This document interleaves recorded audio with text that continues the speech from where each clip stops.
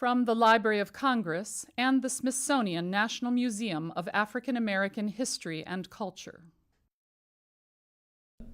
My name is Joe Mosnier of the Southern Oral History Program at the University of North Carolina at Chapel Hill. I'm with videographer John Bishop, and we are in Richmond, Virginia, to do an oral history interview with Mr. Evans Derrell Hopkins. Mr. Hopkins, it's a delight and pleasure to be with you. Thank you for Pleasure to be with you. Thank you. Yeah, the interview is being conducted for the Civil Rights History Project, which is a joint undertaking of the Smithsonian's National Museum of African American History and Culture and the Library of Congress. Mr. Hopkins, I thought we might start today with a description of your family and childhood in your early years in Danville, Virginia.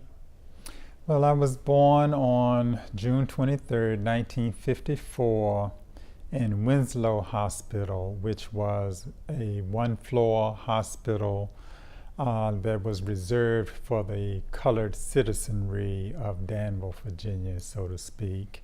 My sister had been born a year before in Washington. She had been, my mother went up to Washington in order to give birth to her because of the segregation of the facilities. And I wasn't quite so lucky, I guess, but I came through all right. I had one sister, my mother, Marguerite Swanson Hopkins from the Swanson family, and my father's name was Daniel Hopkins. Tell me a little bit about your parents and your sister. Well, my mother and father met in a typing class that was given by Dan River Mills back during the day when many corporations sought to help out their workers with various self-help programs. My father worked for Dan River Mills. My mother didn't, but she was in the typing class along with her mother, as a matter of fact. And they met and wed. They were in their 30s at the time. And my father began a landscaping business in addition to working for the mill. He used to say that he was a black first. He was the first black supervisor for Dan River Mills. He was the supervisor of the mail room and the janitorial crew, but first nonetheless, which shows you just how backwards Dan River Mills and segregated it was, keeping all of the, or reserving all of the upper positions for the whites. In any case, this was in the 50s, in the late 50s, and he decided that he would bring the tractor from his family farm and begin a landscaping business in the city of Danville, becoming one of the larger landscapers, which was not entirely very large for Danville, but nonetheless one of the very few black businesses in the town at one point. Mm-hmm. Tell me a little bit about your sister, because of course she'll be important in the process by which you yourself will become involved in greater attention to civil rights issues in the Panthers. My sister sort of led the way and influenced me to join the Black Panther Party, and you know, there were just the two of us. I would say that probably my being involved in the church helped lead me toward a more strident involvement in the civil rights movement. The High Street Baptist Church was the center of activity in 1963 for demonstrations that took place in Danville, Virginia, which to some extent are fairly well known. But I'd like to read a section of my book on that, which might succinctly tell about what was going on in 1963 when I was 9, and what I entitle in the section of my book, Life After Life, A Story of Rage and Redemption. And in the first section is entitled The Roots of Rage.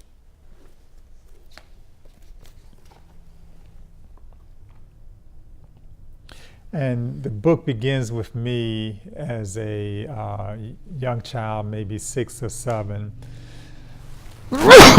Excuse me. The book begins with me. Get your voice back. Yes.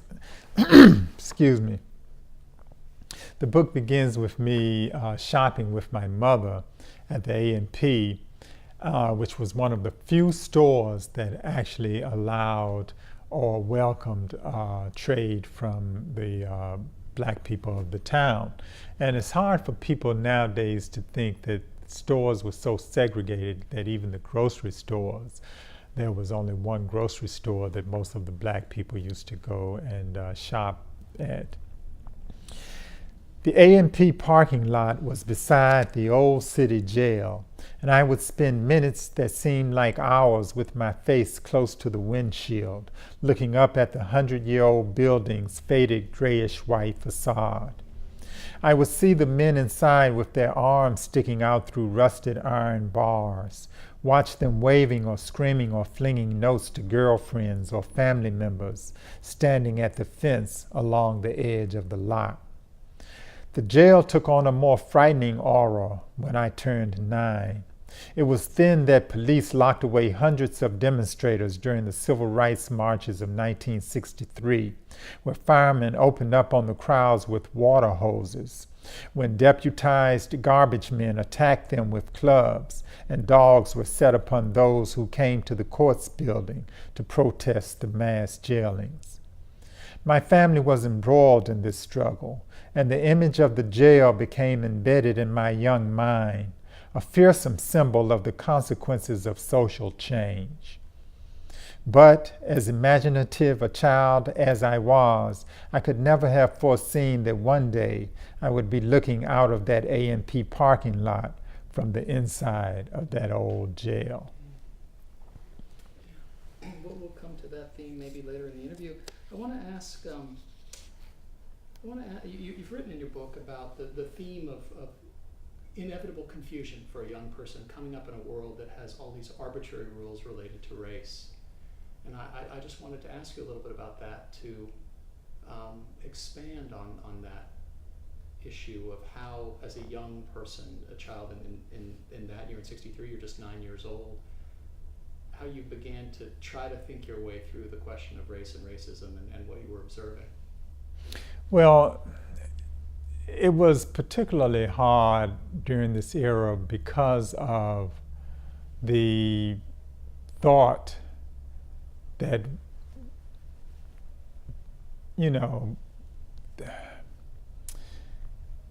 let me put it this way. Everything around you tried to make you feel like you were inferior. Okay? It made you want to feel like there was an innate inferiority along with being black. And not only that, that white society, white culture, the white race, the white mind was superior. So therefore, this was so deep that it even went as far as in my own family, because my mother was lighter than my father. My father was of a darker complexion, because I was darker than my sister. It sowed the thought that could it be possible that one's mother might be superior to one's father, or one's sister superior to oneself. That's just how deep it was.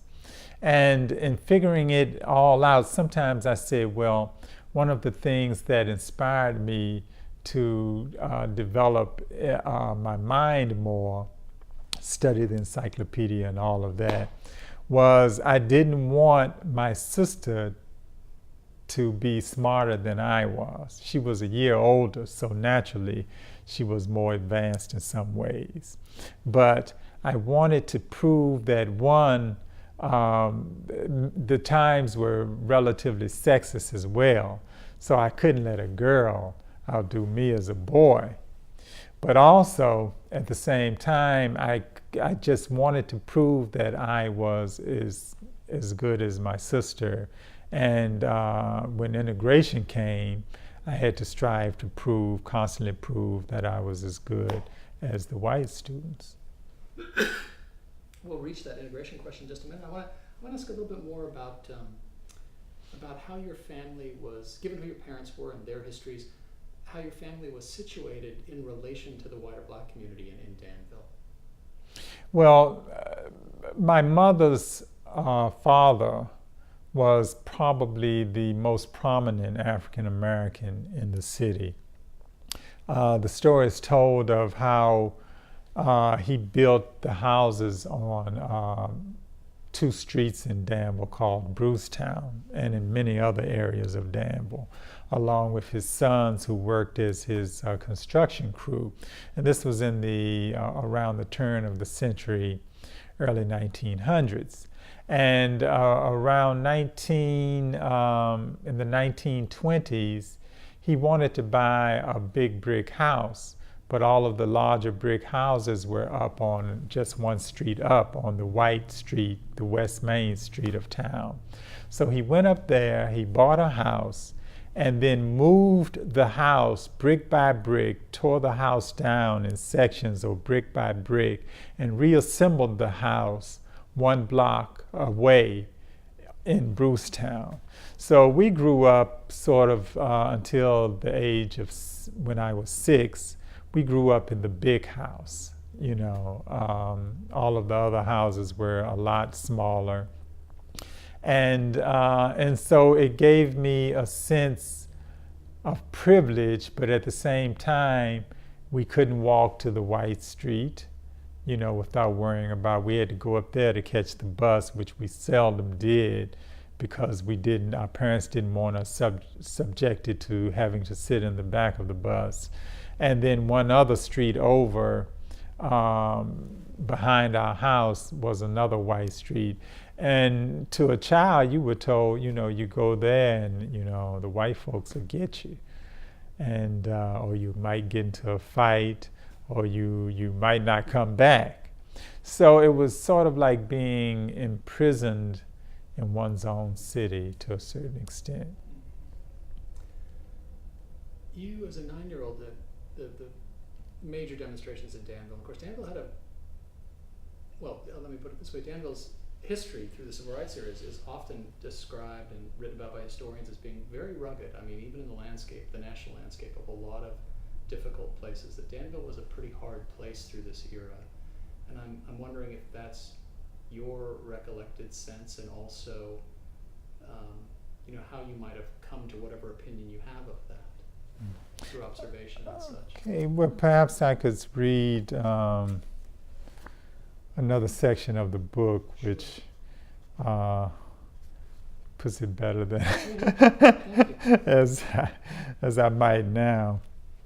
In 1963, when I was 9, there were mass demonstrations in Danville, protests against the segregation of the bus lines, of the department stores, and perhaps most pointedly, of the city library.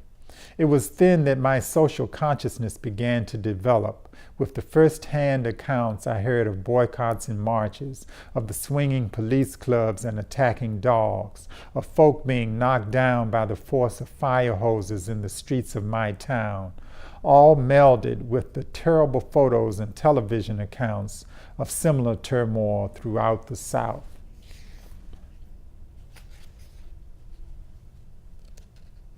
I remember seeing bloody men and women come staggering into High Street Church for first aid. The black hospital was filled with wounded protesters that night, and when those arrested went to court, they were tried before Judge A.M. Aiken, who would take a pistol from beneath his robe before each session and place it on the bench in an effort to intimidate any who would defy the racist laws. But all of this only solidified my resolve and the resolve of those involved in the movement. And city leaders would eventually have to give in to our demands, but only after dictates from the courts.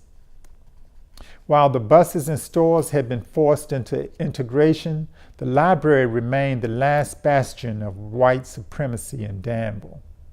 When the courts finally mandated that the library integrate, I was overjoyed. I remember arranging a ride into town with a teacher after school and rushing to the main library to delve into the books that had been denied to me. But once inside the library, I discovered that all of the tables and chairs had been removed.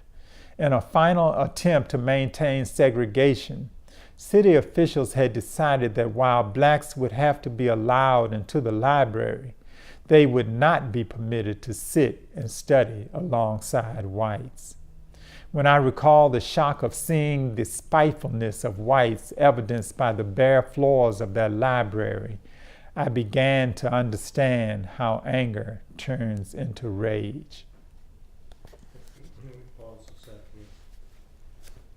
That was you pronounced the high school. Tunstall. Exactly. Mm-hmm. We're back on after a short break. I wanted to ask about those several years, 63 to fall of 69, I think, when you would enter the recently desegregated Tunstall High School in Danville, and talk about the choice, how your family resolved on the choice to send its children into the newly desegregated high school. There were only a small number of families at that kind of on that front edge of that effort. Well, it was either going there or to go into the city schools. And just a moment, I'm sorry. Is that your vote? No, it's the doorbell. Let's pause for a minute. Okay, we're rolling again. We had a brief interruption for a neighbor to come to the front door. All right. Mr. Hopkins, we were talking about 63 to 69 when you'll enter the high school. Right. Well, my parents felt that during this period, everyone felt like they had to do their part and to make some sacrifices to a certain extent. And it was obvious the closest county high school was about 35 miles away. It was actually the school, at one time I had thought that it was the reason that my father hadn't gone to high school was because there were no buses going to that high school 35 miles away. Interestingly enough, I found out later on that that high school wasn't founded until I think the late 40s or early 1950s. So when he was in school, there weren't any high school for black kids. But in any case, this high school was so far away and there were no buses to take us there. So it was actually integrate the county school or not go to high. Well, let me take that back. There were buses going 35 miles away. So it was either by the time we went to school. So we felt that in order to get a better education, we had to integrate the school, but we also wanted to be part of the effort to integrate the schools. Talk about. I didn't like it very much, but right, I'm very interested to know how the experience you had and how you think and reflect on that experience today. Well, you know, I was recently I was watching all of these things about bullying and what bullying does to kids. And I had never thought of myself as being bullied, you know, but then because, you know, it was a racial thing, I felt I had been harassed and intimidated and attacked physically. You know, I was attacked once and received a black eye and, you know, for getting into a fight, but I was, you know, attacked from behind. I was pushed, I was jostled. I was cursed, you know, and called, you know, all manner of things, but it wasn't as bad as many kids went through during that time. So, but in my imagination, the young writer's imagination, it was just horrific. But in thinking about how that being bullied helped fuel my rage later on, it helped me to feel like I needed to be more of a man, to resist this sort of oppression. So when kids go through it nowadays, I can identify with that. But I had never really realized that bullying was probably one of the most important aspects of my young life, as far as turning me later toward the rage that led to I won't necessarily say the rage led me into the movement, but the need to resist led into the movement, and later on anger and rage found its way into my subsequent turn toward criminality. I believe it was the summer of '70 when your family made a trip over to Washington, D.C. Mm-hmm. You first, kind of in a direct way, encountered the message of the Black Panther Party through newspapers and some relatives. Yes. I had a cousin who was selling Black Panther Party newspapers. And we saw the first paper, and by that time, we had already been involved in an organization. It was part of the cultural nationalist movement. We were wearing dashikis, afros. Suddenly, black became beautiful. And, excuse me, during this time, one thinks back upon this period because it seems like now there is again a lack of a certain amount of cultural identity and pride, and I was not at that time I guess I was a cultural nationalist to a certain extent, but when I encountered the Black Panther Party, they had a message of not only racial solidarity but class solidarity. They put things into economic terms, but also the Black Panther Party was a seed of a growing movement toward pride in being black, but also pride and resistance. And during this time, there was a strain of fear. You have to remember that those who resisted were often met with the most terrible brutality. And, they were jailed. I have to clear my throat again. Excuse me. Excuse me.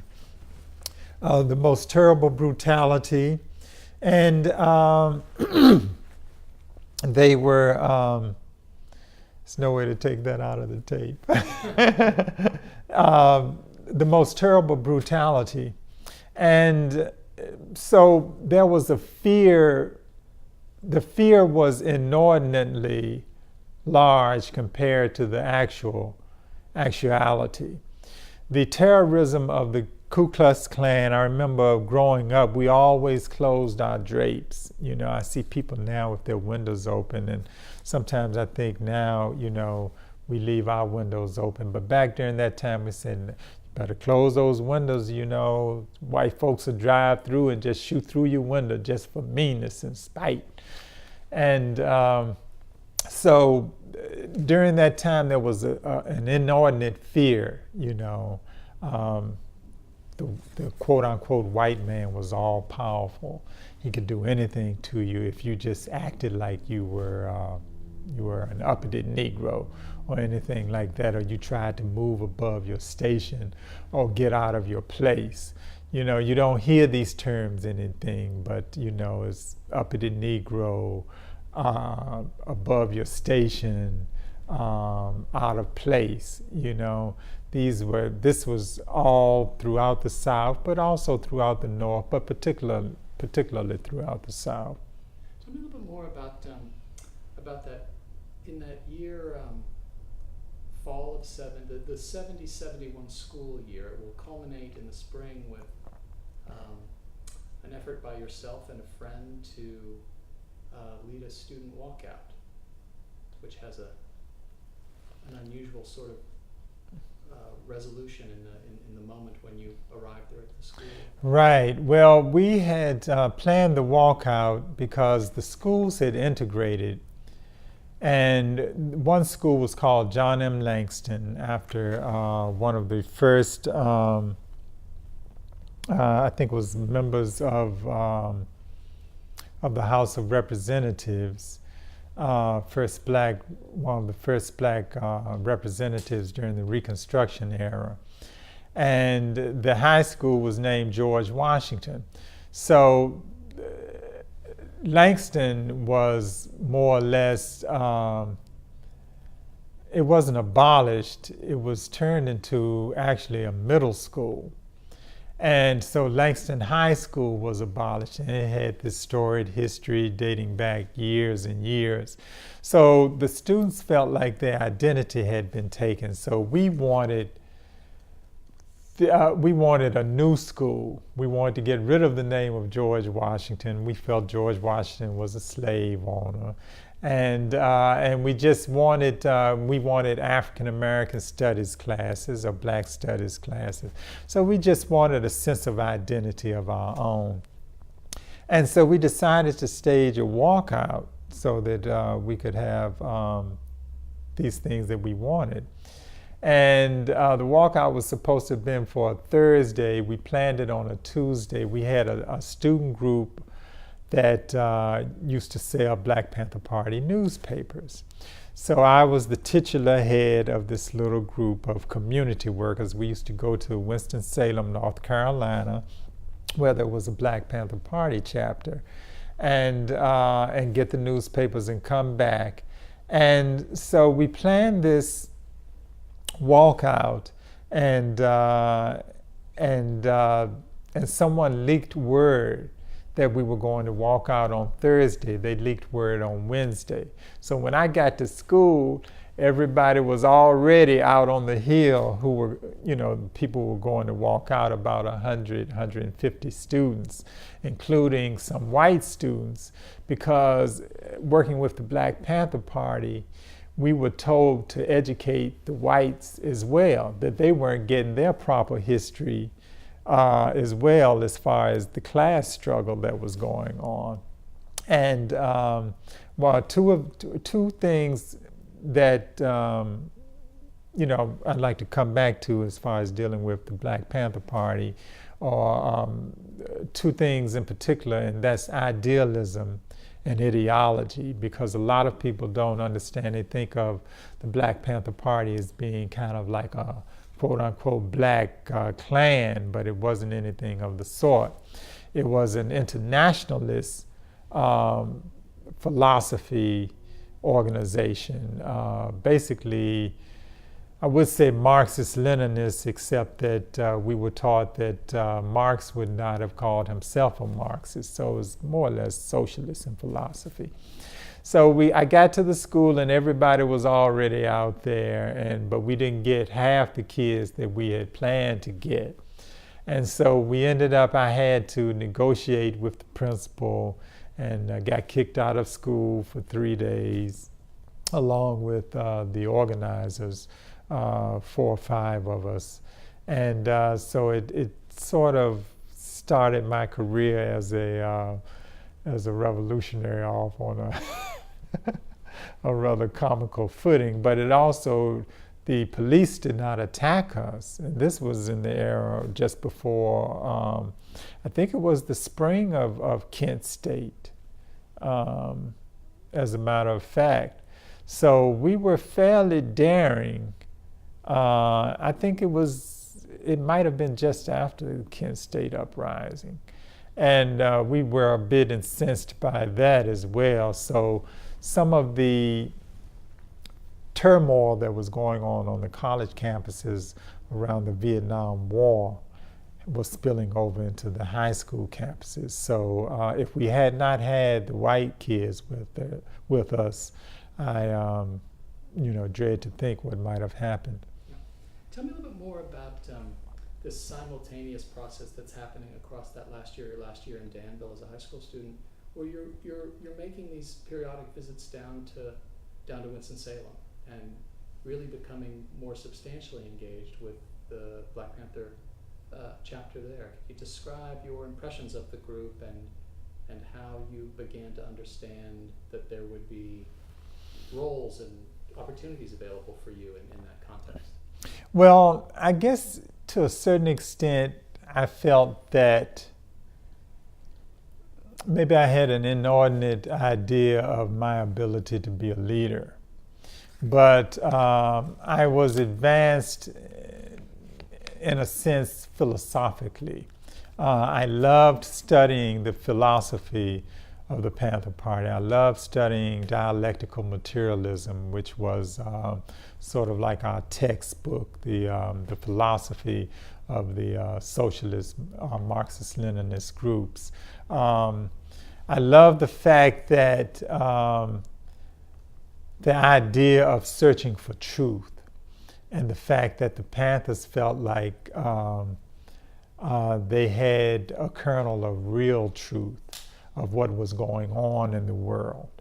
And I felt that I would be able to, because of what they called my quote-unquote bourgeois education, that I would be able to lend my services and my abilities to the movement.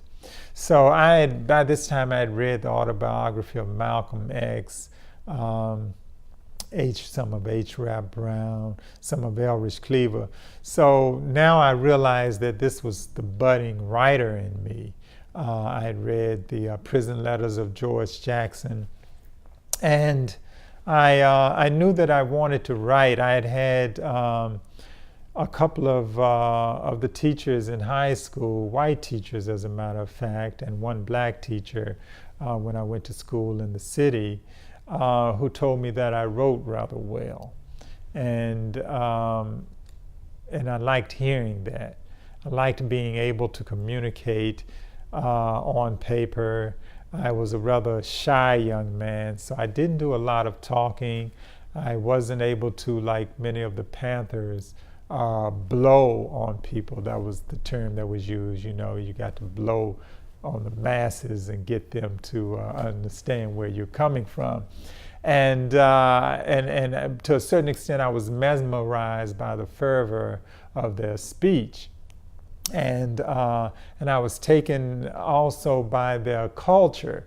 You know, this was, to a sense, authentic African American culture to me. You know, they were cool. They was, you know, many of them were suave, but also they were very dedicated.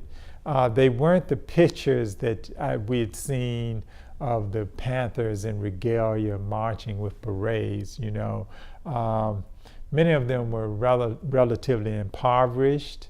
When I went there, you know, they were sleeping on mattresses.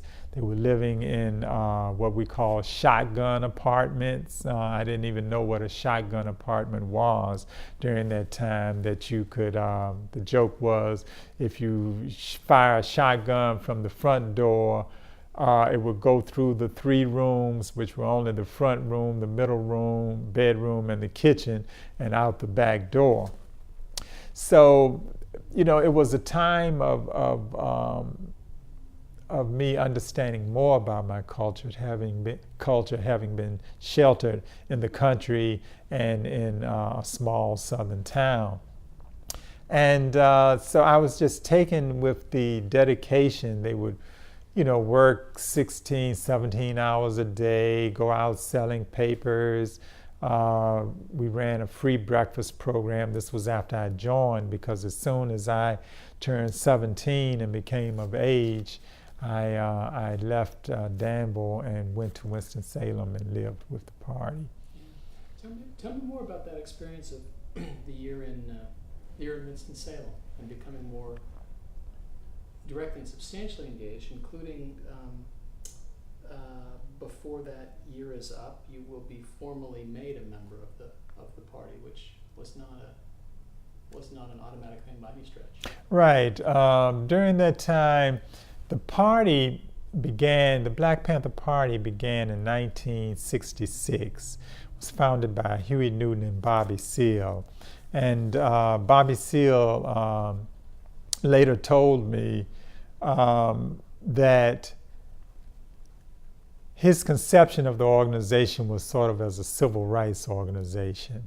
They wrote up the platform program, the 10-point platform program, in the office of an anti-poverty program where Bobby Seale worked.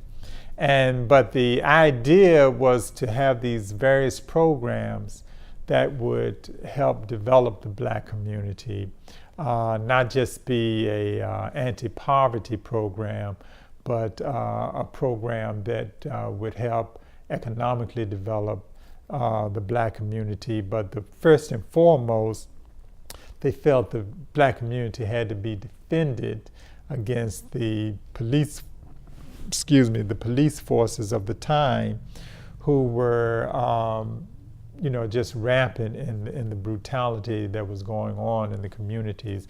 Most of the police forces were all white, and the brutality that the community endured was legend at that time.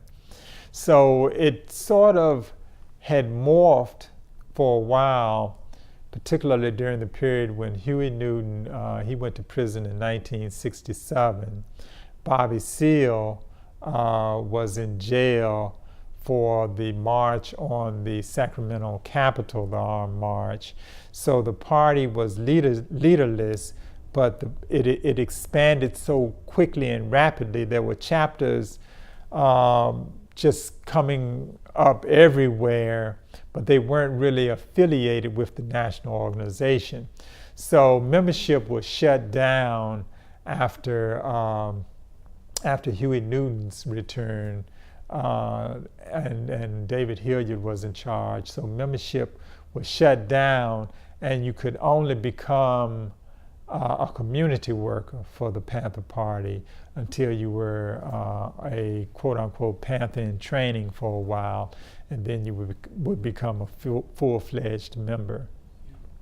So I was a community worker in Winston-Salem, and looking back, this was probably one of the happiest years of my life before I went out to Oakland, and a lot of turmoil resulted from that trip. But I graduated from high school, worked in the community, worked in the free breakfast program. I could still feel, how hot those grits were on those thin paper plates and serving the kids. And it really helped to formulate my concept of community service. Yeah. Excuse me. Let's take a break. Excuse me.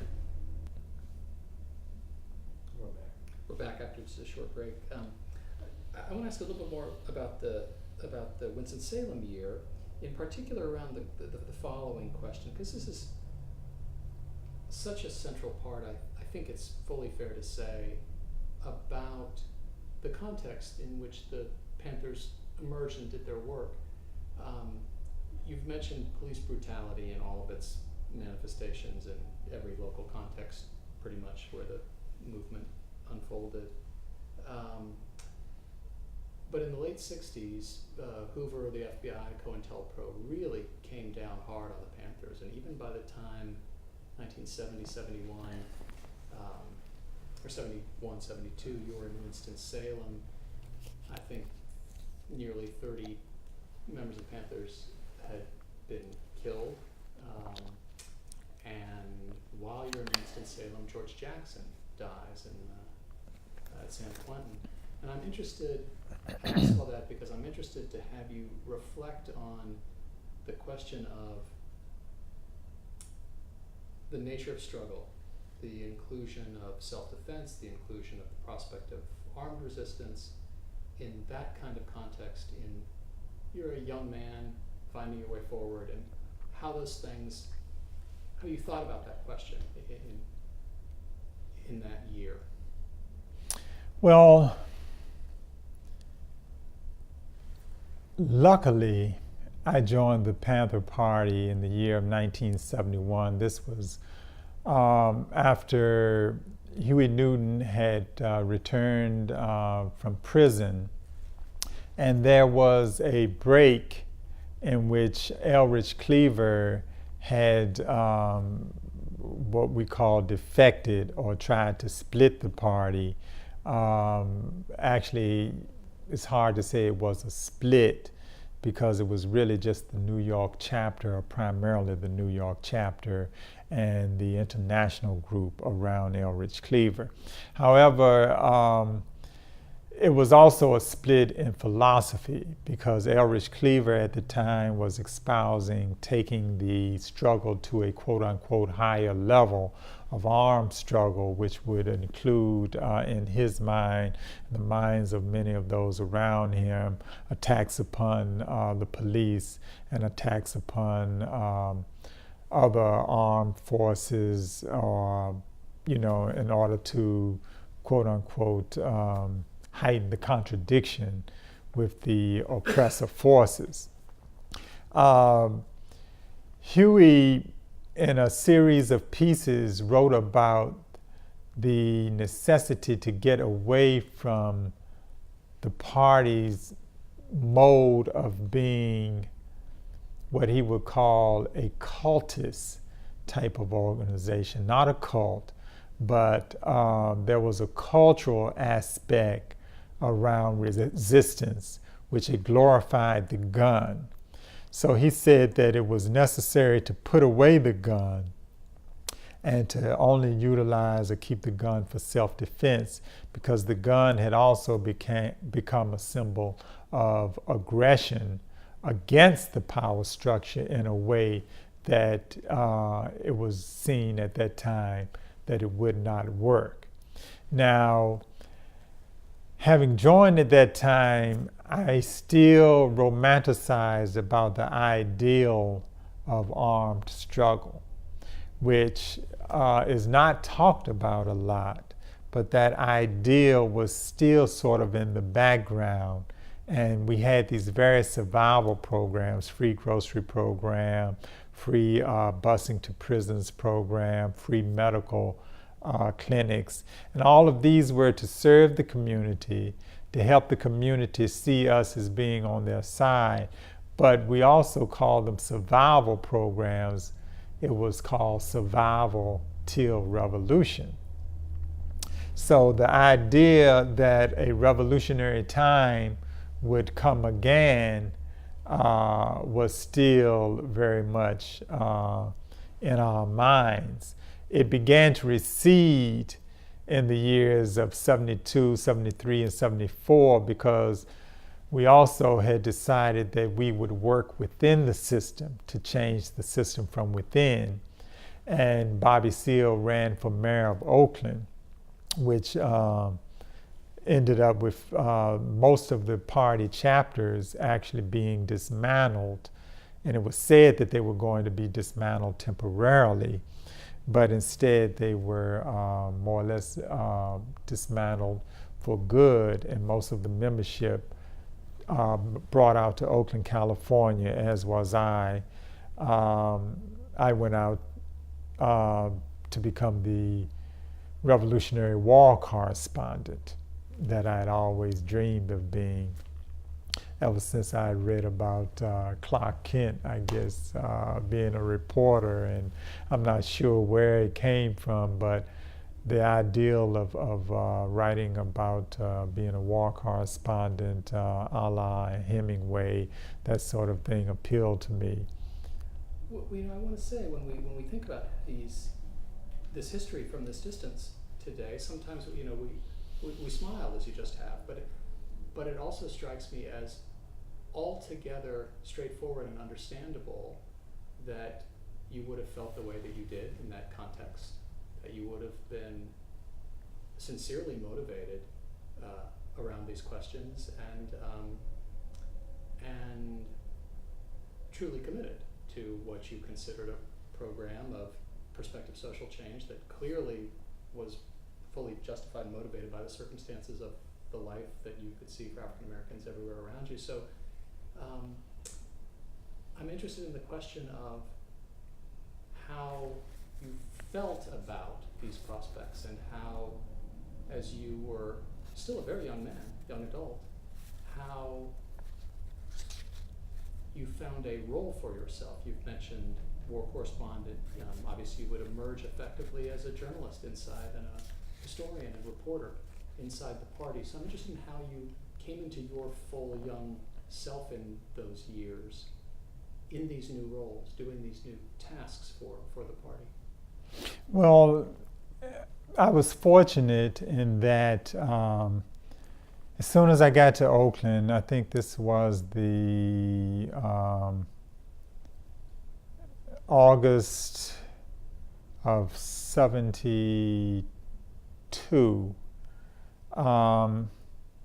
Soon after, maybe within 2 or 3 months, where I became a part of the newspaper cadre, as it was called, or the editorial cadre, which was about 5 or 6 who wrote on the paper. We had about 5 or 6 layout people led by Emory Douglas, the renowned artist, and then we had typesetting people, and then we had central distribution, which sold the paper and sent it out nationwide. But for the editorial cadre, those who wrote for the paper, David Du Bois came and became the editor-in-chief of the paper. And David G. Du Bois was the son of W.B. Du Bois and Shirley Graham Du Bois, the stepson of W.B. And he had edited the English-speaking daily in Cairo, Egypt, for the previous 12 years. And he became my mentor and a good friend, and sadly he passed away just before the publication of my book, but he did get a chance to review it and to write a blurb for it, to which I am thankful. And so if any researchers, I wasn't able to get hold of his papers, and I still want to try to find his papers because he was working on a book on the party. So if any researchers are watching this at some time, please contact me.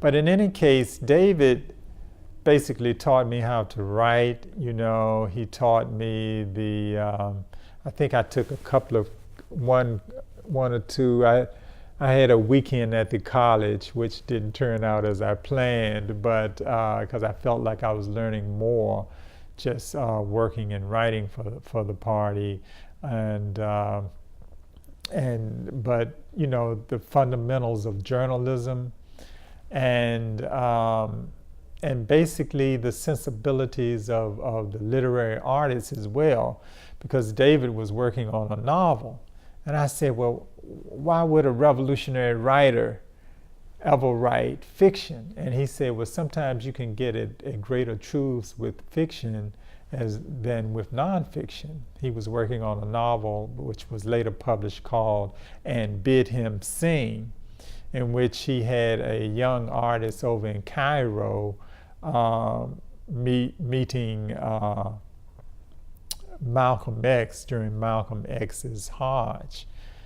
And I'm not sure it's still in print, but it comes to mind now. So during this period, this was a period in which my horizons grew politically, because as soon as I got there, I was covering, during 1972-73, I was covering the campaign by Bobby Seale for mayor of Oakland, and Elaine Brown was running for city council during that time. And so I was the writer and the sound man. So my job was to catch all of their words on this Your brand reel-to-reel tape recorder. So I'm actually in a few shots. I even have a newspaper which you might like to get a shot of, in which Bobby Seale is running for mayor and he's speaking, and he's and I'm there with a microphone. You can sort of barely make me out, but and then there's a shot in a book by Stephen Shames, which might be included, I don't know, in a future exhibit, but he has a book out which I'll show you a copy of, which also has a picture of me with at 18 years old with Bobby Seale on the bus. It was in a photo that was in Jet magazine. So this also helped me to realize the ideal of being well known. I'm around people who are famous. You know, the ideal of maybe it helped me in terms of feeling like I can speak to and reach the masses. I'm writing in a paper that's being read by thousands of people going all over the country and all over the world. So it helped to formulate my sensibility as an artist. I met people like Abby Lincoln, for instance, who was a good friend of David Du Bois. Mm-hmm. Let me ask about, in a more day-to-day sense, what it felt like. You were in the middle of very, very interesting circumstances. You covered the trial of the San Quentin Six. Mm-hmm. You were thickly in the campaign mix for the Bobby Seale mayoral race. I wonder what it all, if you can describe a little bit of that, the context, the feeling, the urgency.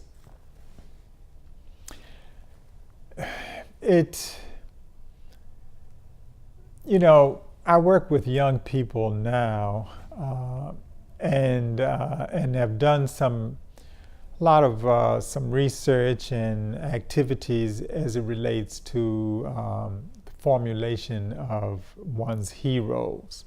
So during this particular time, I was able to formulate my ideal of the heroic male and the heroic female, because we had some very strong women leaders in the party as well. On the other hand, it led to a certain amount of disillusionment when the party began to fall apart, and I found out that the feet of many of these heroes were made of clay.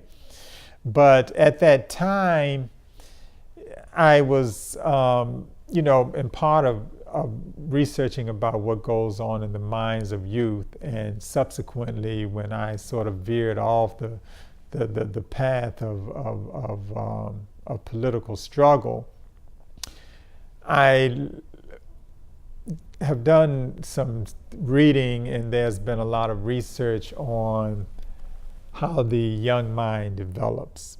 And the mind at 20 years old, my mind at 18, 19, and 20, I realized was still developing at that time. My brain was still developing. So there was, to an extent, a sense of unreality. There was a sense that we could change the world.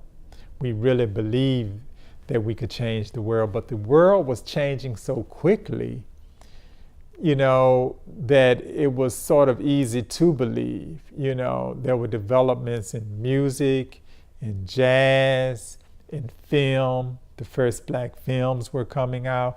Some very progressive mainstream and independent filmmaking was being done. So I felt like I remember during the during the campaign of Bobby Seale, Bert Snyder actually came and was shooting a documentary on the campaign. He was a good friend of Huey Newton's. And so I remember meeting Bert Snyder. Somebody said, "That's Bert Snyder." I said, "Who's Bert Snyder?" "He made Easy Rider." I'm like, "What's Easy Rider?" You know? But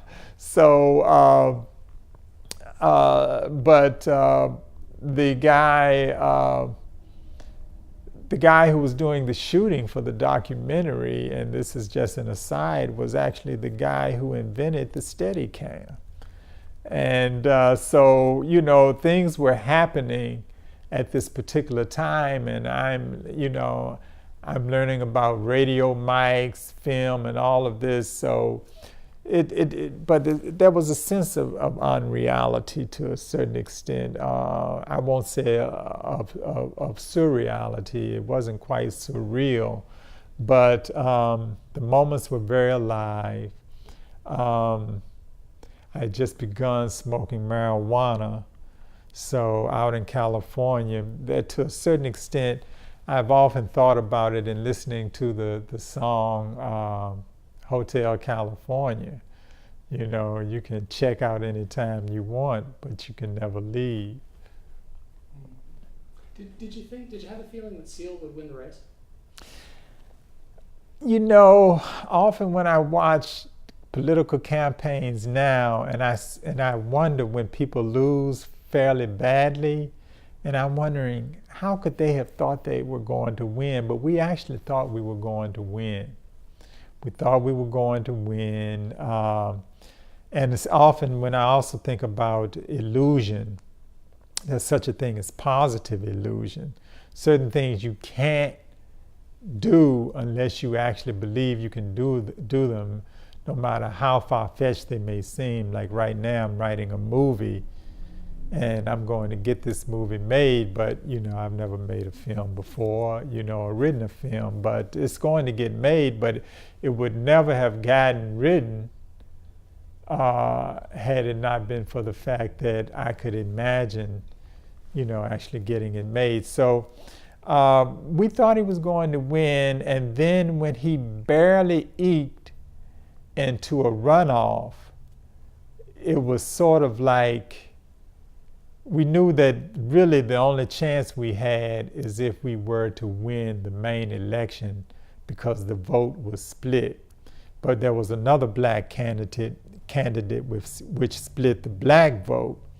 So when we forced the runoff, the main candidate, which was the incumbent mayor, was so far ahead, we sort of could see that we weren't going to win the runoff. But up until that point, we believed we were going to take over Oakland. Yeah. Tell me a little bit more about David Du Bois and your relationship with him. David was a very learned man. He spoke with a British accent. He talked about his father a great deal, which also helped me to develop a sense of wanting to be a social scientist in many ways. He, you know, and Du Bois inspires me to this day. And just the sense of knowing someone who gave an international flavor, who had studied and lived in China, who had studied and lived and worked in Cairo, it helped widen my horizons to understand that I could reach a wider world. And it was also just good to have someone who understood and loved the English language the way he did. And so having him to edit my words, he drew the best out of me. You know, it helped me to develop an early sense of style and an early sense of color, and to be able to see detail and to see the humanity in the details of what I was covering, and it helped me to develop a cinematic eye. And to a certain extent, I guess you'll be talking in this series to a lot of activists. Perhaps I should speak to the role of the artists and culture in the development of the civil rights movement. And to a certain extent, I became an artist because of my involvement in the civil rights movement and the desire to communicate with others.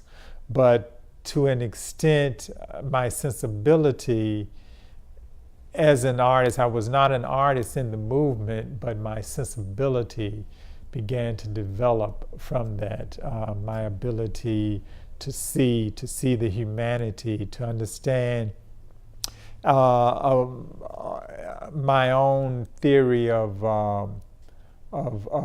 moral understanding, to develop a moral compass that would later, after I strayed away from it, as is sort of detailed in my book, but to help me to rejoin the world of man, so to speak, and to be able to utilize my words in a poetic sense. And so when you look at the music of the movement, you look at the words, you look at the preaching. A lot of people, and I seldom have heard people talk about the use of story, allegory, color, and poetic phrasing in the rhetoric of preaching and in the rhetoric of the movement. But if you listen to, for instance, Martin Luther King, you will hear, it's almost like a Shakespearean type of use of rhetoric. Yeah. Let me ask about two aspects of the spring of April of 73 was the end of the campaign, the final election cycle, and fairly shortly thereafter, things really start to crumble apart inside the party, and I want to just, in your perspective on that, it would draw you into very you write about it very vividly in your book, very unusual disciplinary context inside the party,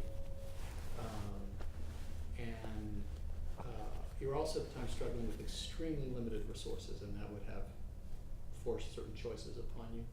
So can you talk first on that first theme about the tensions and disaggregation of the coherence of the party in Oakland after the 73 campaign loss? Well, sometimes I've heard people say it was kind of like the Berlin Wall coming down, what do you do next? And to a certain extent, a lot of people, everything had been put into trying to get Bobby elected. So, some people wanted to go back to their home chapters. It was hard for the party to maintain discipline. At the same time, the leadership, particularly Huey Newton and and those around him, the inner core, particularly his security detail, they were sort of trying to maintain their power, but a lot of the problems came from money. There wasn't enough money to run the organization without some of the political donations. We needed money to run the programs, and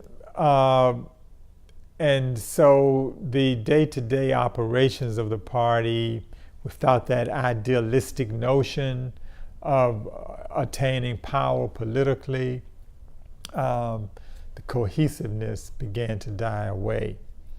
And it led to a certain amount of dissension when there were, and a lot of problems came from the use of physical methods of corrections, as they were called, which could include flogging of party members, and not just the members who were abused. There was an attitude of fear, which I guess could be related to other totalitarian regimes, so to speak.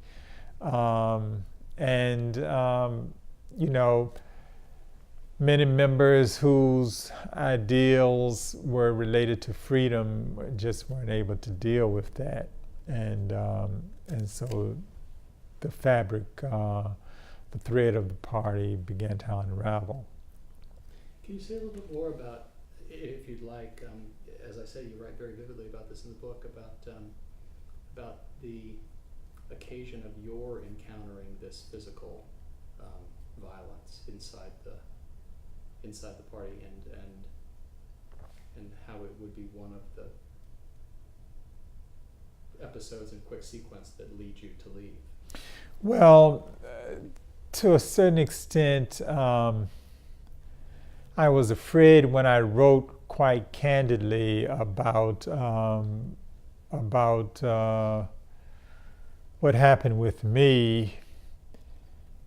To a certain extent, I was afraid that it would be dwelled upon, the irony of an African American whose ancestors were whipped, encountering the same sort of thing. But, I did it in the context of, basically, this was after I had stolen a car. And I was planning a robbery, Now, granted, in my young adolescent mind, I had hooked up with some people outside of the party, and I told them that I needed money because my idea was to bring out my pregnant fiance from Winston-Salem out to California. And I had never really thought about committing a criminal act until then. And so I fell in with this guy who was an armed robber, and he said, well, I know where we can get some payroll. So I had stolen a car in order to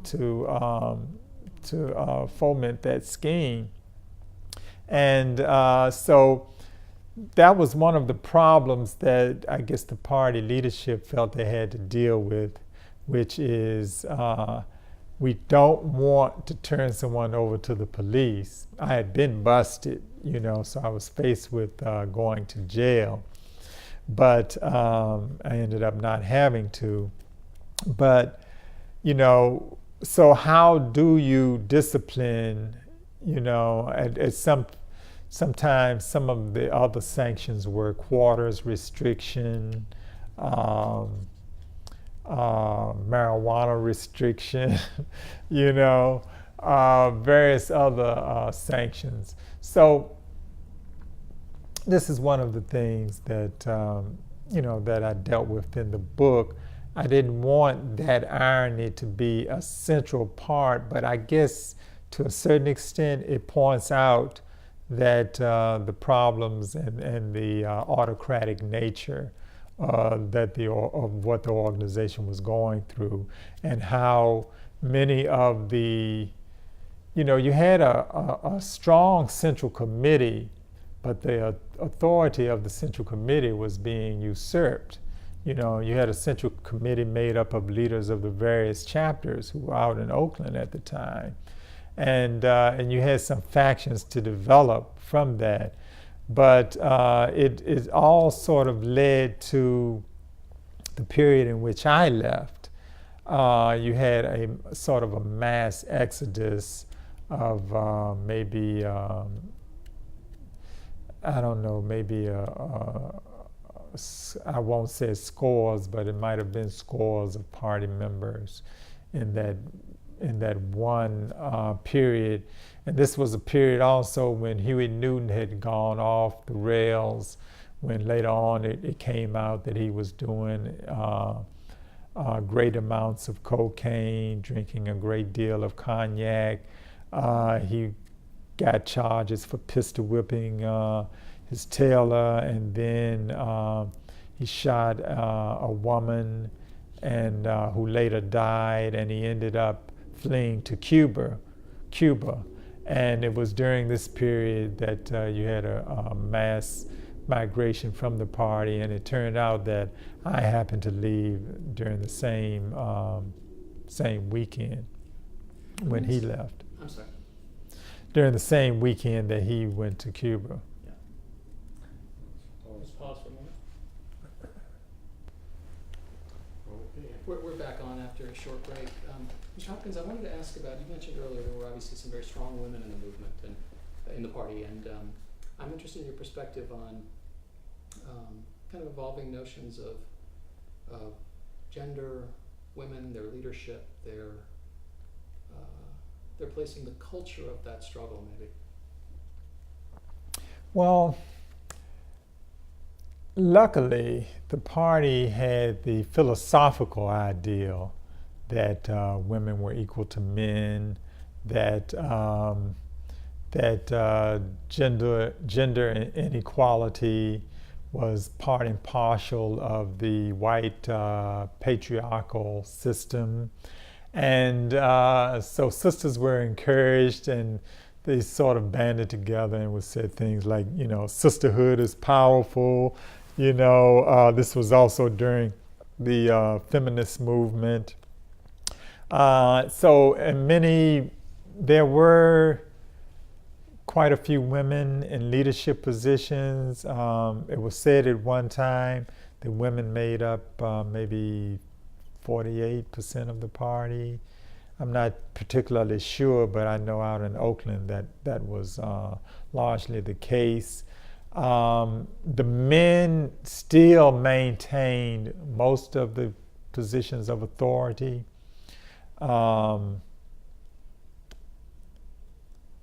Except during one period, and then there was a group on the Central Committee, which actually might have been, after I left, might have had actually a predominance.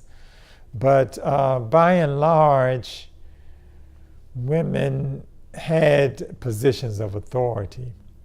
I learned to work with them. Could you cut just a moment? Okay. Get back after a short break. All right. Women, I learned to work with them and under them. I also learned to a certain extent that many of them have a certain amount of baggage, and some of this has come since then.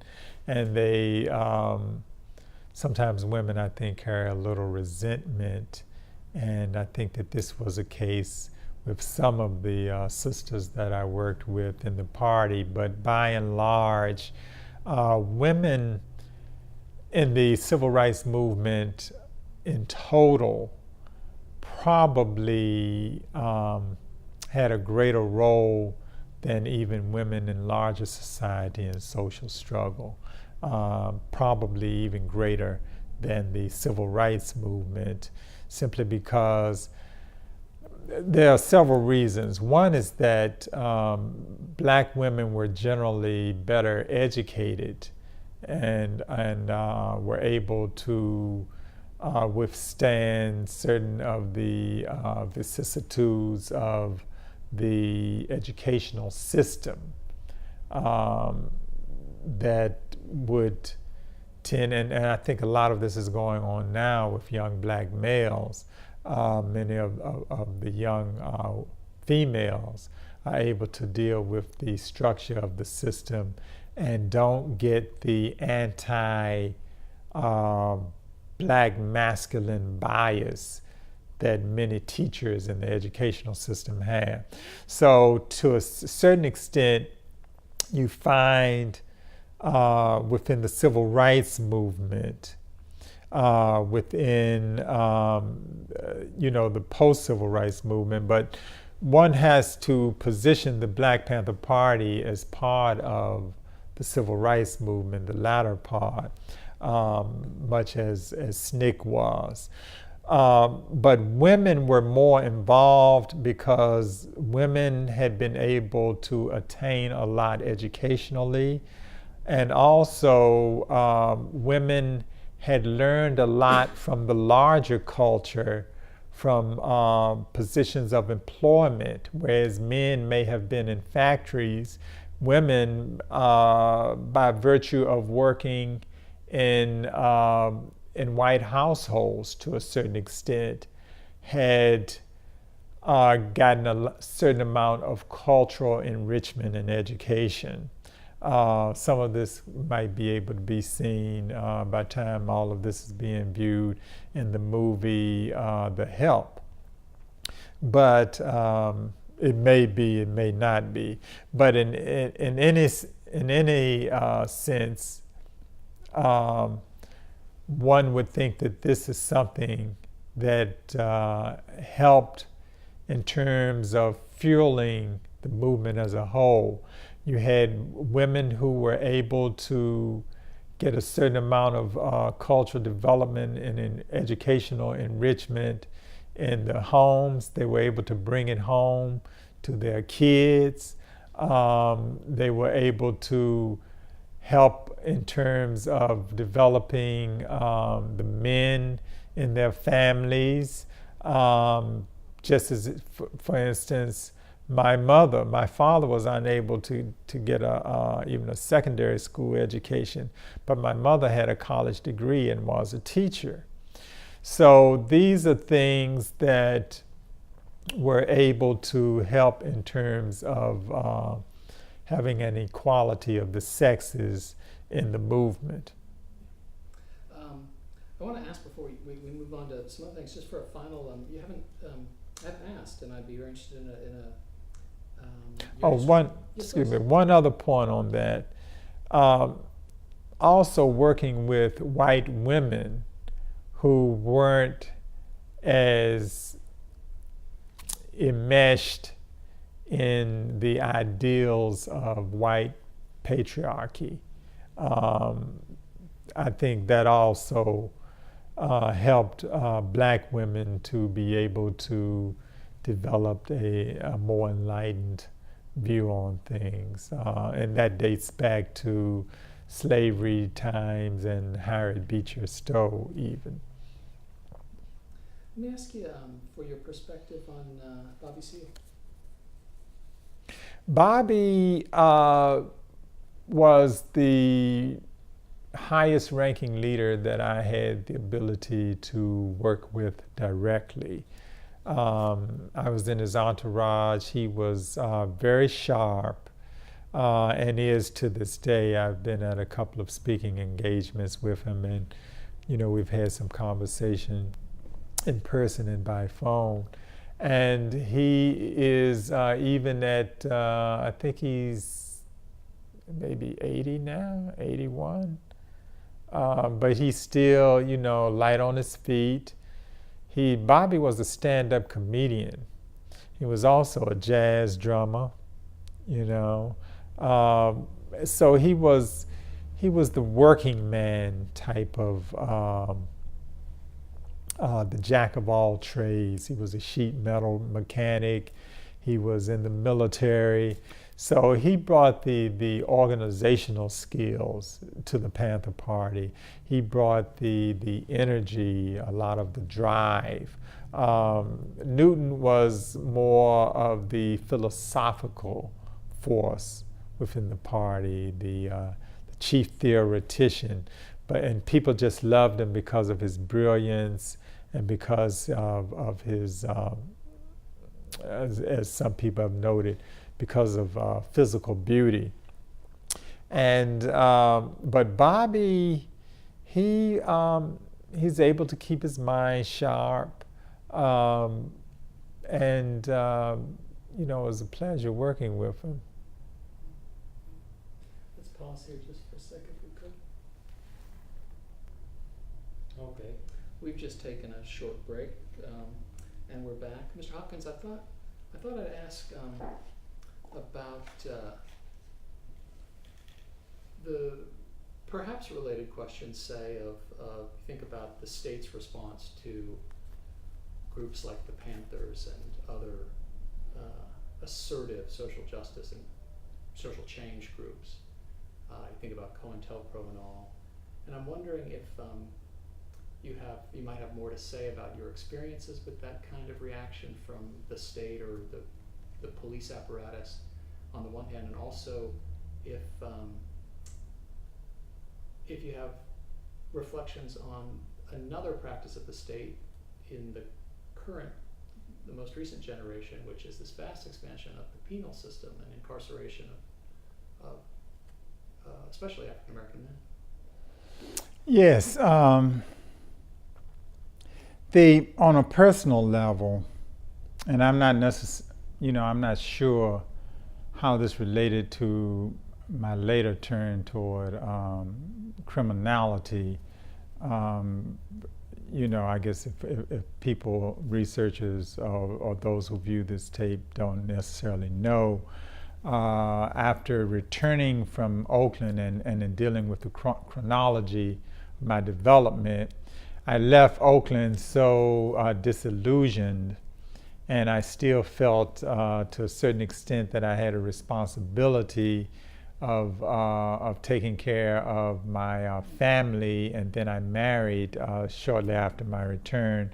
But at the same time, I was so anti everything. As a matter of fact, I wanted to live the life of an outlaw to a certain extent, and I decided to rob a bank, for which I was arrested and sentenced to 10 years in prison. And upon my return afterwards, I would say then I was probably more of a alienated artist than anything else. And after 2 years, I found myself back in prison with a life sentence, ironically from an all-white jury in Danville, for a robbery in which no one was physically injured. So in drawing together, they say, and one of the mottos in the party was repression breeds resistance. Now this attitude, and the attitude of having been repressed, because when I joined the party in Winston-Salem, we were under attack by both the police forces and or the party had been under attack just prior to my joining by police forces and by white racial supremacists. The previous headquarters had been firebombed. They didn't have a headquarters at the time that I joined, and there had been shootouts the previous couple of years there in Winston-Salem, shootouts with the police, or the police shooting in one case, and then in High Point it was an actual shootout because party members were told to defend their headquarters whenever they were surrounded, and not to allow entry by the police forces, which led to shootouts across the nation, which and the killings of dozens of Panthers and a few police officers. So this attitude, I used to stand watch with a shotgun at night. We all Panthers had to stand guard duty. So I'm not necessarily sure what that had to do with my later bend toward criminality, as I said, I seldom put it on my political upbringing, but at the same time, the rage that I developed against the system in the party possibly had something to do with it. Now, during this particular time, one of the tenets of the platform program of the party was that no black man has had an adequate and fair jury trial by a jury of his peers, and therefore all black men in prison should be freed because they are in effect all political prisoners. Well, I don't quite go along with that, and I'm not sure that we totally went along with it then. But if one were to study the writings of George Jackson said that there was an inverse ratio proportionate between the numbers of millionaires in the world and the numbers of prisoners in the world, or in the United States. Looking at the rise of incarceration in the country, one has to see, that there are many causes and factors. Some of them are cultural, some of them are due to repression by police forces, some are racial in nature, but most have to do with the drug war and the way the drug war has been waged against people of color, but all people. Now, there's also a cultural factor in that the motto of resistance in the black community has also led among our youth to an attitude of cultural rejection and a lifting up of the culture of the streets. And a lot of criminologists and a lot of people don't necessarily want to talk about this, and then a lot have talked about it and then have just given up and say that, oh, well, you're just deriding rap music and and this gangster rap, and no one has ever yet proven that there's a connection, and what can you do about it, yada, yada, yada. Well, there is definitely a connection, and one of the things that I try to show in my book, as far as my personal development, and others have tried to shown this, or have tried to show this, is that in the absence of a Black Panther Party, I think one commentator, filmmaker, made a film called The Bastards of the Party, saying that in the absence of the Panther Party, this attitude of resistance went into a sort of a fratricidal type of gang versus gang, blood versus Crips type of activity. To a certain extent, if one does not have a philosophy and an understanding of one's history in terms of understanding human progress, as far as our reason for being here in the first place, then our young people almost naturally turn toward hedonism and an atavistic movement toward that which is regressive and tribal in nature.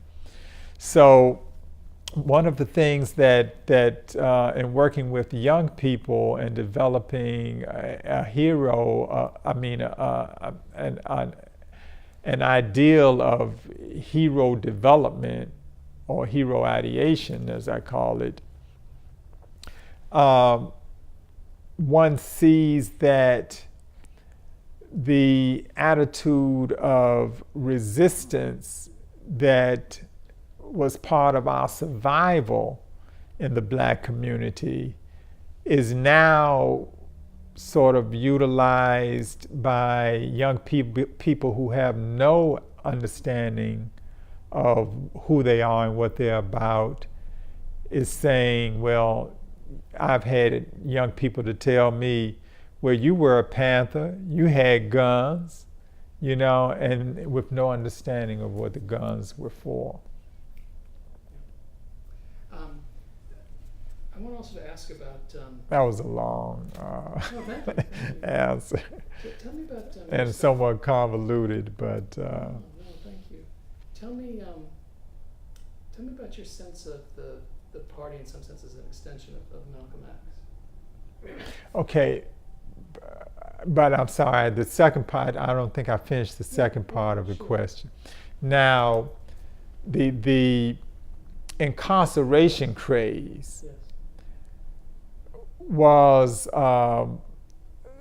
this is something that the party, we dealt with the imprisonment of black men and women to a large extent, but we had no idea that it would come to what it has come to now. So to a certain extent, you have the degeneration of a certain strata in the black community that leads to a need for a certain amount of incarceration, but not of the nature that it is now.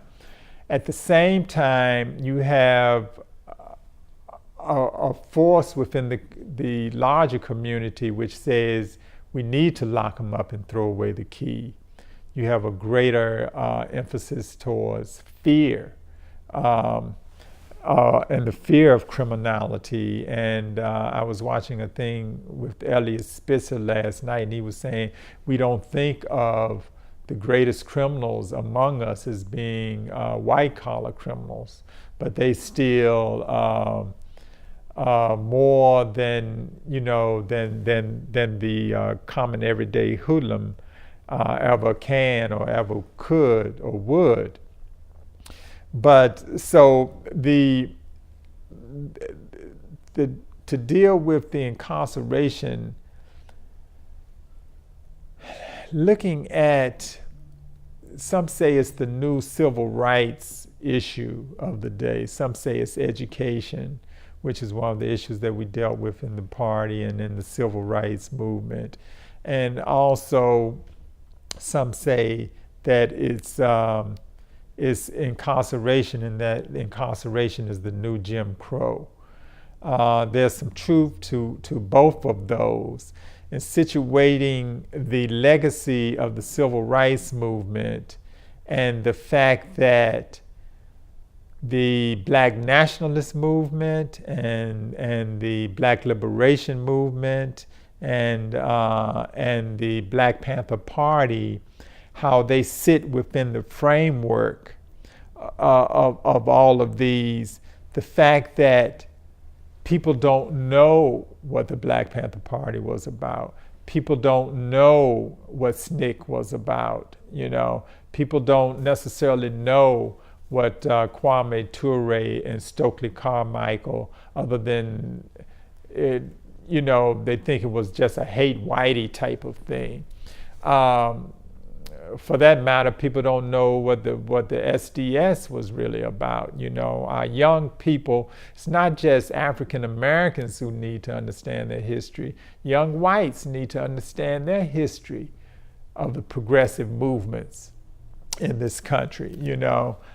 Because of this and not understanding our heritage, then the world actually will tend toward hedonism and just, you know, getting what we can.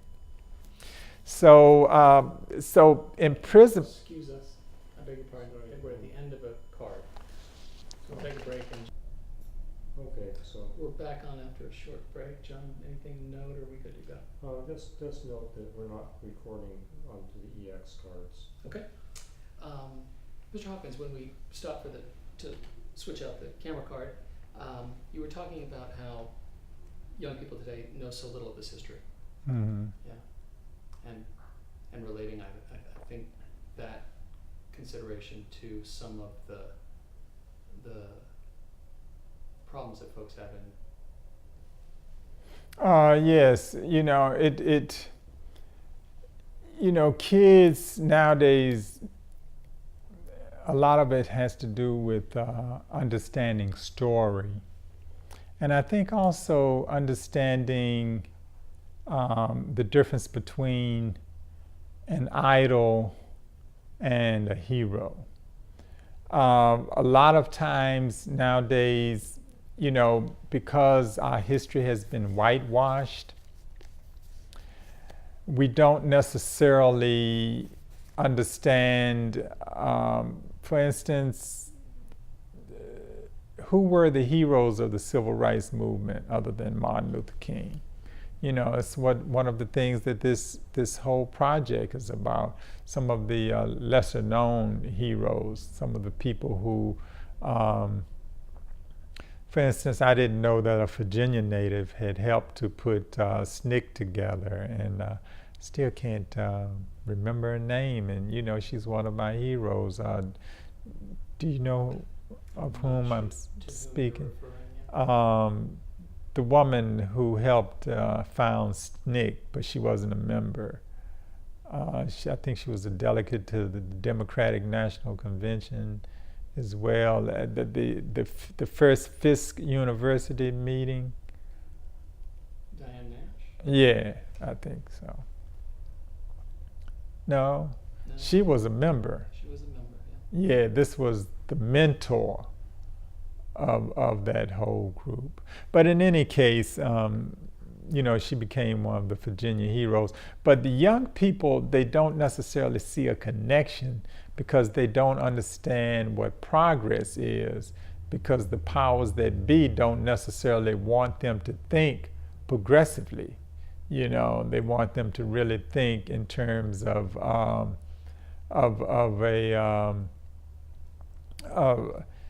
I don't know what they want the kids to think. They want them to be cogs in a machine. They want, when they talk, for instance, they're having a youth program here, and they said, well, we want to prepare these young people for jobs. We want to do job training instead of educating these kids how to live. You know what I mean? How to keep a job, not just work on a job. So I think that heritage enrichment, I think it's all part of not just understanding the truth, but it's also an understanding and developing a sense of cultural justice. If you just have justice in terms of black and white, you obey the law, this, that, and the other. But there's also a cultural as well as an economic justice involved, the haves and the have-nots, but also a cultural justice. You have, and of which the robbing of the culture and the identity of African people was just the most egregious. You look at what happened with, people don't understand what happened with the Irish, or with the, or let's say the Mexican Americans. They don't understand how, what happened to the African influence in Mexico, the Dominican Republic, the Chinese and their contributions to this country, the French or the Germans, how the Germanic influence. It's like all of a sudden, because the Germans got a bad name because of Hitler, so they don't understand, the effects of German philosophy, in terms of culture, of the Germans, of Russian literature. We don't think of each other as part of the harmony of interests. Barack Obama, President Obama, he talks about winning the future as if it's a space race, as if it's a race against China, instead of an effort to cooperate with China. It's these are the philosophical underpinnings that the history and the culture that you are bringing out and that the museum is bringing out. It relates to cultural justice and trying to achieve a higher state of man, you know, and to educate the emotions. But in educating the emotions, the problem is that the stories that are told, they aren't trying to educate the emotions, but to titillate the emotions, you know? Sure. Excuse me. Yeah, and in order to, and part of this is, and lately I've been going back to the philosophy that I learned while I was in the party, and part of this is because we have our kids believing in the metaphysical.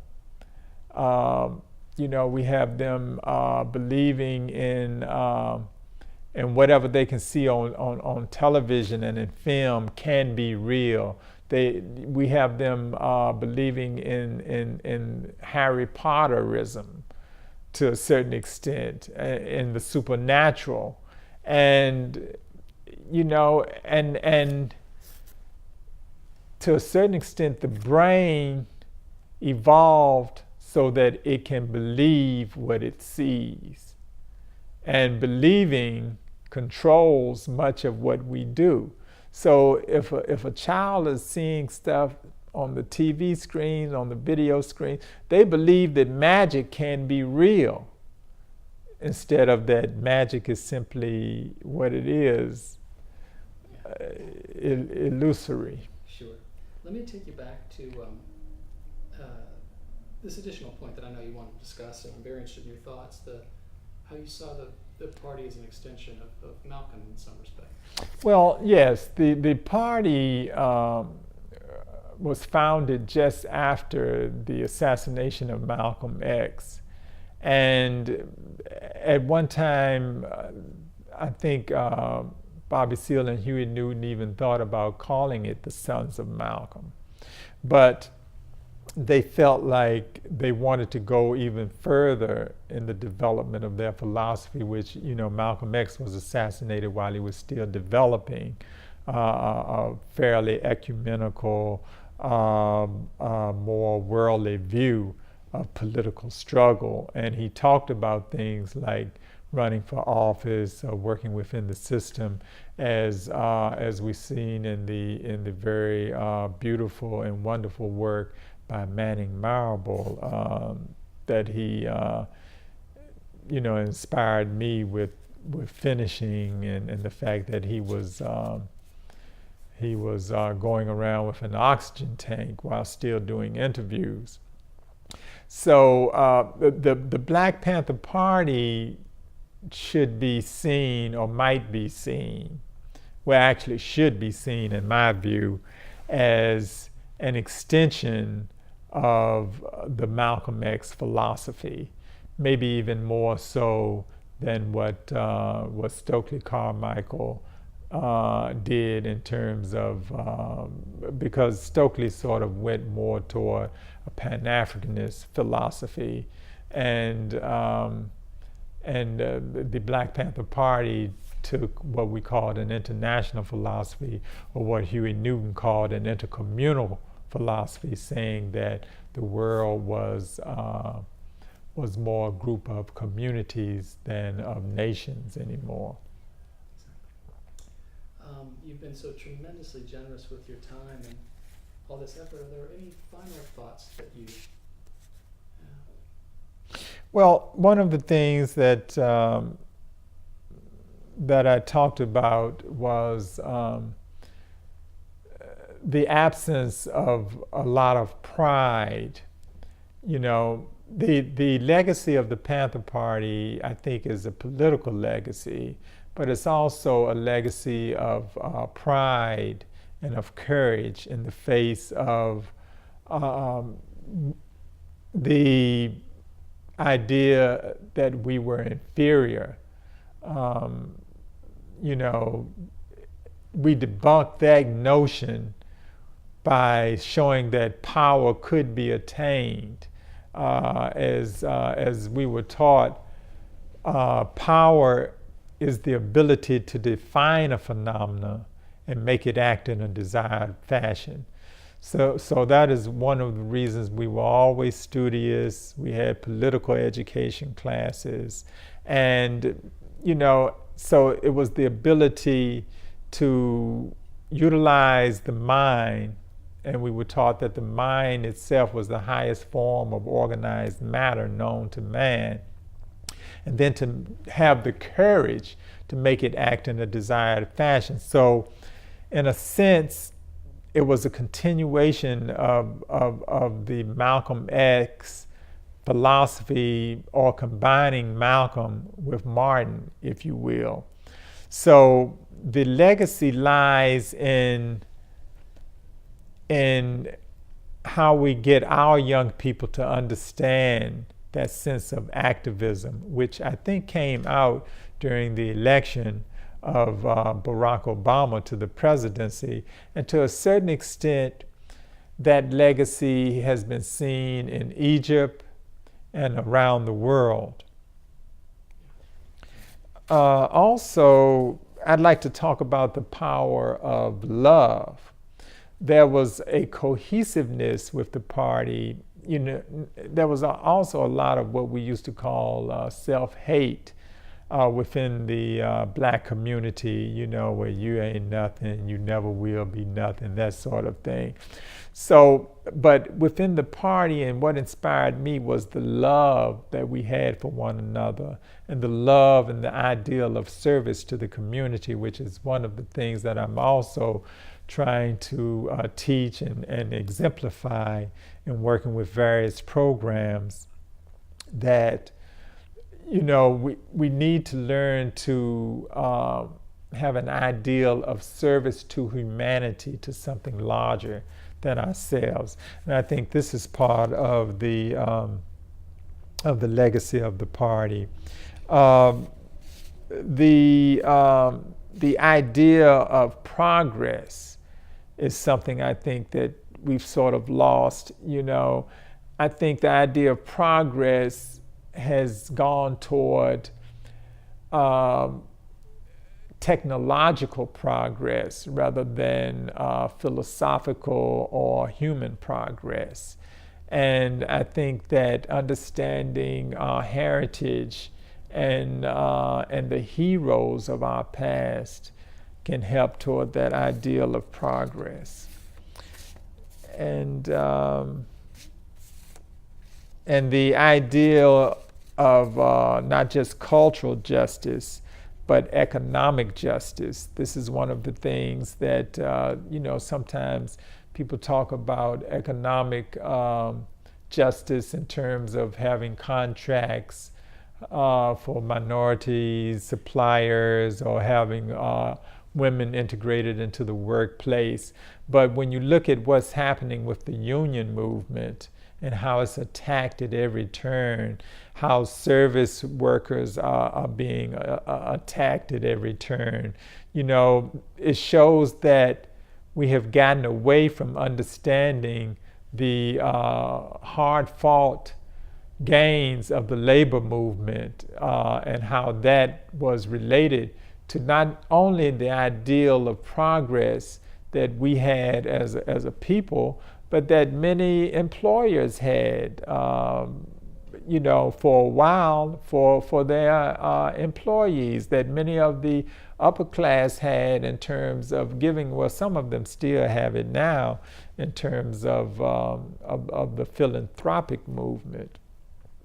And so, we in the party, we used to talk about the redistribution of the wealth. It was by whatever means necessary, but no one's talking about that now. But when you look at the ideological divide in the country and the fact that the Republicans and many in the country have it so, the Tea Partiers, that the people vote against their own interests, instead of voting for their interests, they vote to have tax cuts for the rich. So really, it's sort of like an idolatrous relationship with the rich.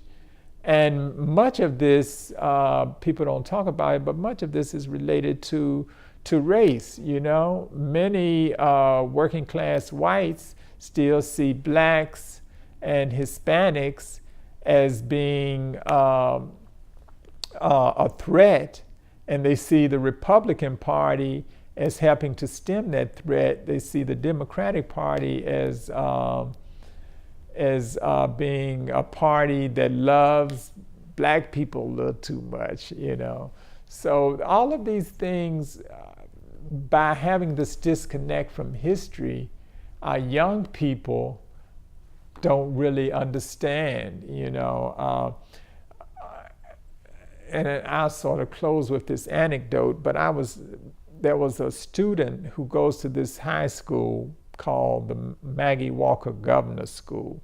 They have a school here named after Maggie Walker.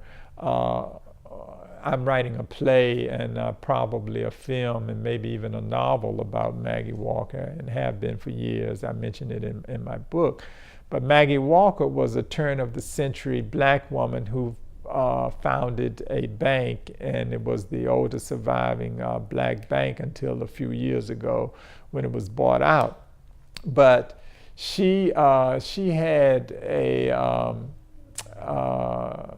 where they called it a secret society, but it was the Independent Order of St.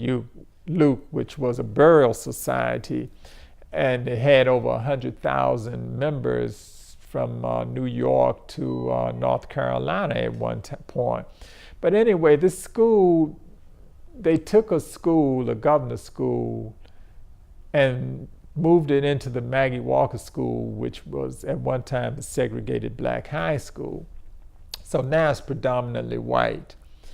And they had a girl who was in the Young Republicans Club, who was on TV, and she was, looked like she was, European American, and she looked like a debutante, quote unquote, and she was talking about being a young Republican.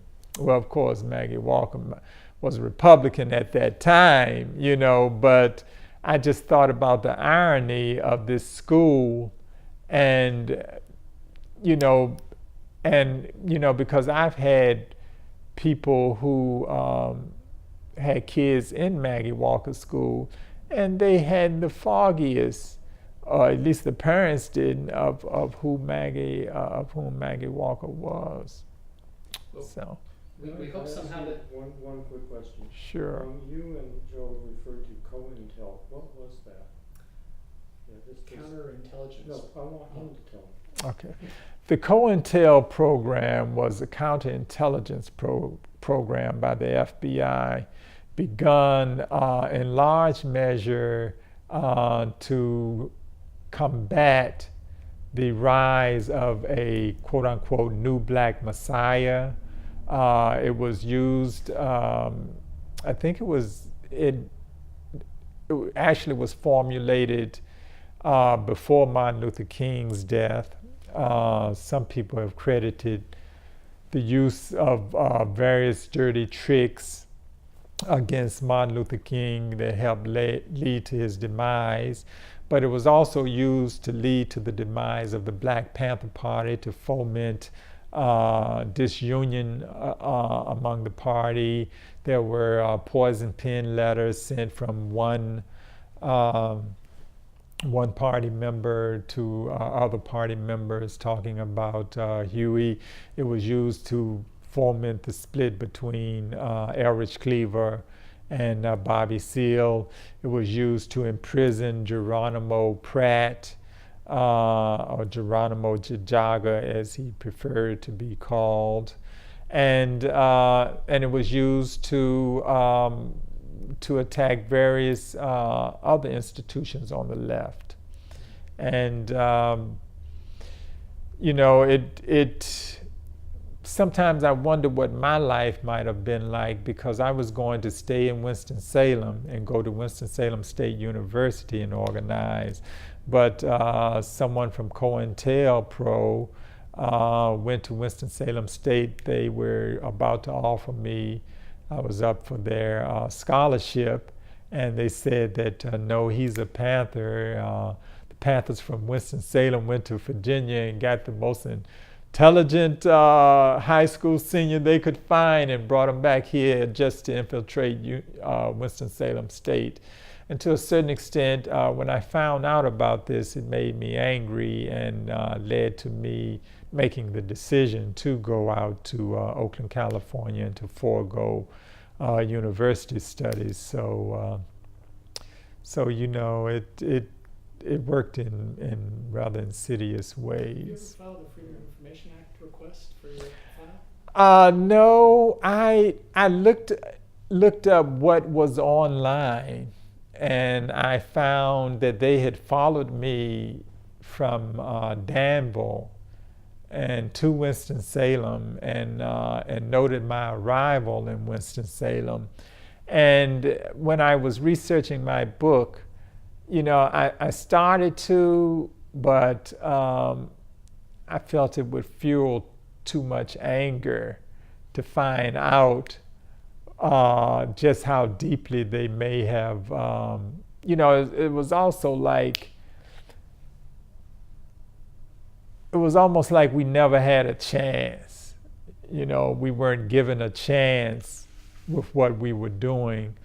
At the same time, you know, George Jackson used to say, revolution is against the law. So what do you expect, you know? And Huey Newton criticized the fact that we almost invited some of the repression against us. And sometimes when I think about that and I look at what's going on over in the Middle East now and in Africa, they call Libya the Middle East as if it weren't, or Egypt as if they weren't in Africa.